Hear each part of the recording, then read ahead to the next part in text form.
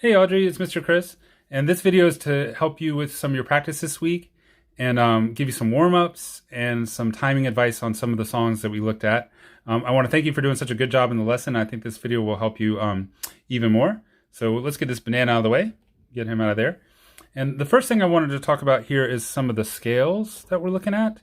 We had two of the most interesting scales I think that there are. There's the chromatic scale, of course, is all half steps. And then the whole tone scale is all whole steps. So you've got one key between each note. So a lot stranger of a sound, but they both have their place for sure. All right, cool. So let's start with that chromatic scale. I know that you have it. I just wanted to double check the fingering with you and then show you what happens when we go down, how to keep that. So I think you're understanding the logic here pretty well. We want to use our strongest fingers, 1, 2, and 3. The thumb is for the white keys as much as possible. And then the third finger is going to play every black key here. So basically this is going to translate into doing 1, 3, 1, 3, 1. But when you have two white keys in a row, that's where that second finger comes in to help. And then we're back to 3 on the black key. So I think you've done it, but if you follow that pattern, you can actually go the entirety of the keyboard and never run out of fingers. I'll do it from C to E up here. So it'll go 1, 3, 1, 3, 1, 2, 3, 1, 3, 1, 3, 1, 2, 3, 1, 3, 1. Cool. So let's try that together one time. It pays to be picky about these fingers, but I won't say them this time, but make sure yours are matching up. All right, here we go. Ready, go.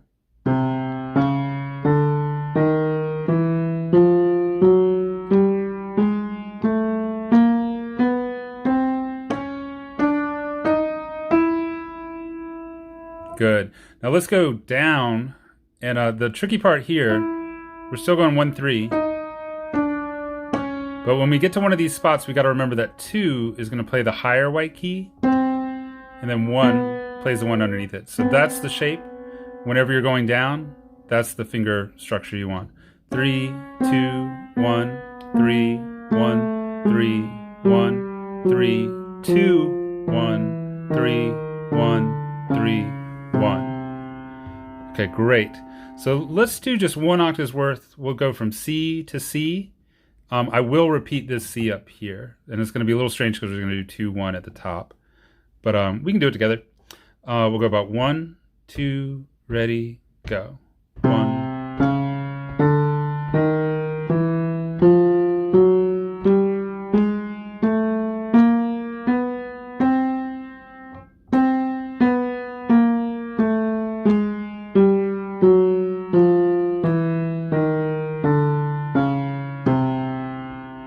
Very good.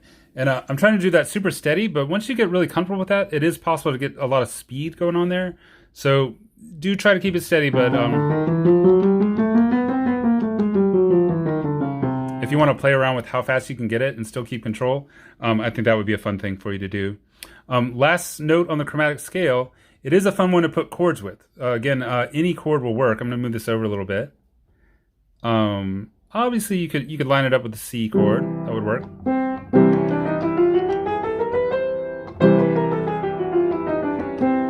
You could try a minor chord. Be like that if I got an E flat.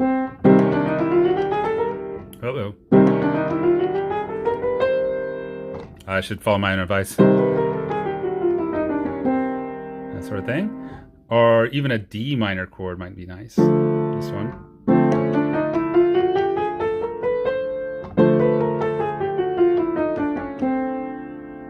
Cool. So just experiment around. Again, it's a fun scale to know, and you will see it pop up in classical songs and even in jazz sometimes. They'll do that sort of thing. All right, great.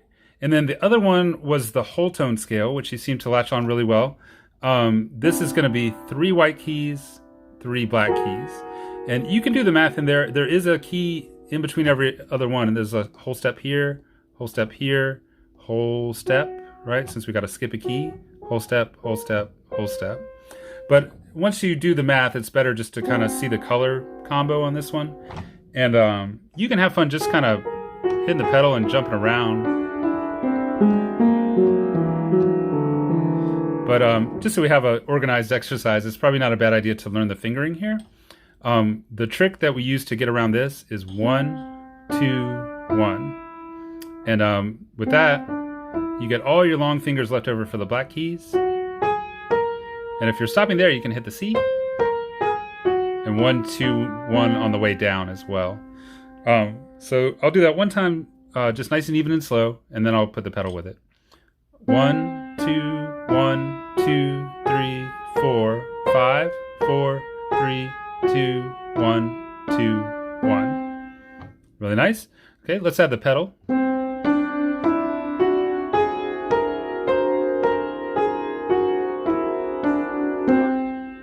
Good. And then you can put chords with this one also, but you don't want to do your regular C chord because this G doesn't exist in this scale. We get that clash, right?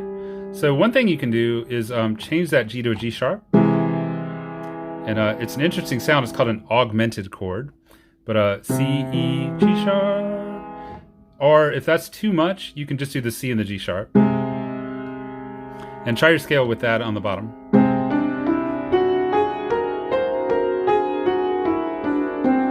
And again, with the pedal, it just makes this really nice swirl.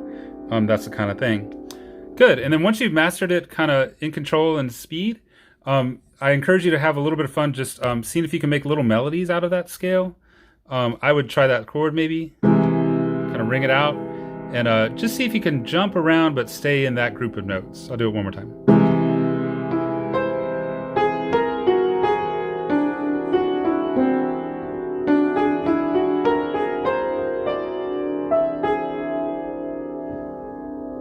Cool.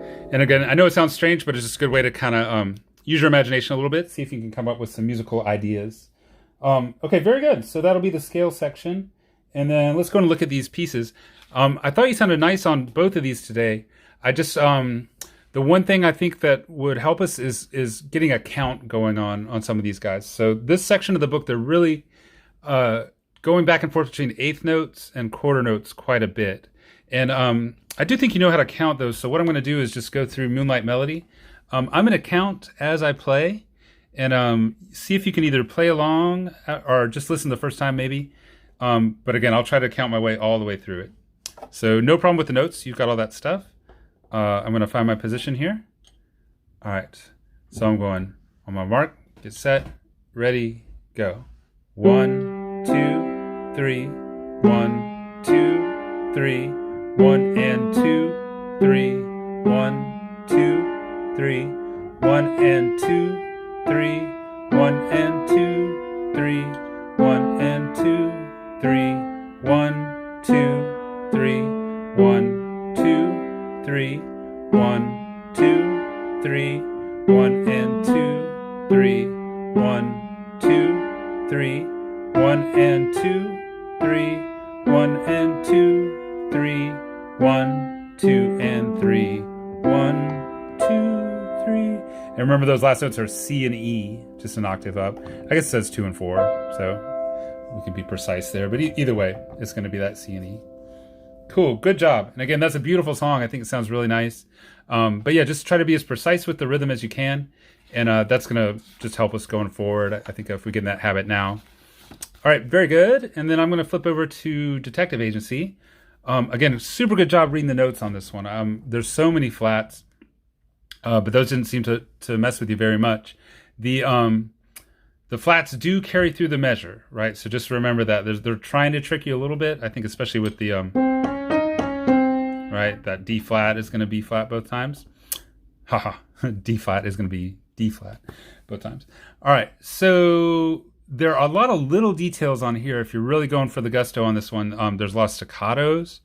But the biggest thing I want to get is where it goes from these quarter notes. This is where the words start. Come to us to solve a mystery. So it's quarter notes on the way up. It's just 1, 2, 3, 4, 1 and 2 and 3, 4. So that's the split, and that happens twice. So when you go back to the next part, it's 1, 2, 3, 4, 1 and 2 4. So two things tend to happen there. People either just rush through the quarter notes. That's not right. Or they see the eighth notes and they just go crazy. So they might be like.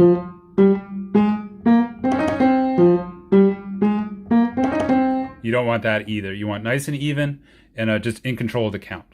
So, cool. So let's cover the basics here. Again, just to remind you on that position, it's one where we're sharing the C with the thumbs. And then we've got these two fingers are both going to black keys.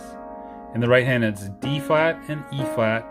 In the left hand, it's B flat and A flat. And then you have these fingers on the white keys. F, G, G, F. So just double check that that's what you're looking like. Should be right. All right. And then I'm going to go and go through this. Again, I think you know the notes, so I'm just going to count through it while we play. And I'll maybe do a medium speed and then a fast speed. So once you got your position, we'll go about 1, 2, ready, go. 1 and 2 and 3 and 4 and 1 and 2 and 3 and 4 and 1, 2, 3, 4, 1 and 2 and 3, 4, 1, 2, 3, 4, 1 and 2 and 3, 4, 1 and 2 and 3 and 4 and 1 and 2 and 3, 4, 1 and 2 and 3, 4, 1, 2, 3 and 4 and 1, 2, 3, 4, 1 and 2 and 3, 4, 1, 2, 3, 4, 1 and 2 and 3, 4, 1 and 2 and 3 and 4, 1 and 2 and 3, 4, 1 and 2 and 3 and 4, 1, 2, 3, 4. Cool. And that chord at the end is F, C, and F, and it's just a little punch. Okay, very good. So you might have noticed on some of those quarter notes, even I'm counting the and when I am not when I'm not playing. There's some silence there. Let's take a look at that section going up to the book here. All right. So the reason I'm doing that is because of the staccato on the quarter note. So you want to be careful there. It's not one and you really got to feel the full beat there. So that's why it helps me to be like 1 and 2 and 3 and 4 and 2. So if it was not staccato, it'd be easier to hear. It'd be like 1 and 2, 3 and 4, 1 and 2, 3, 4. But the book is testing us. They're trying to see if we can get those details and still maintain a good rhythm, even feel. So one more time with those staccatos in place.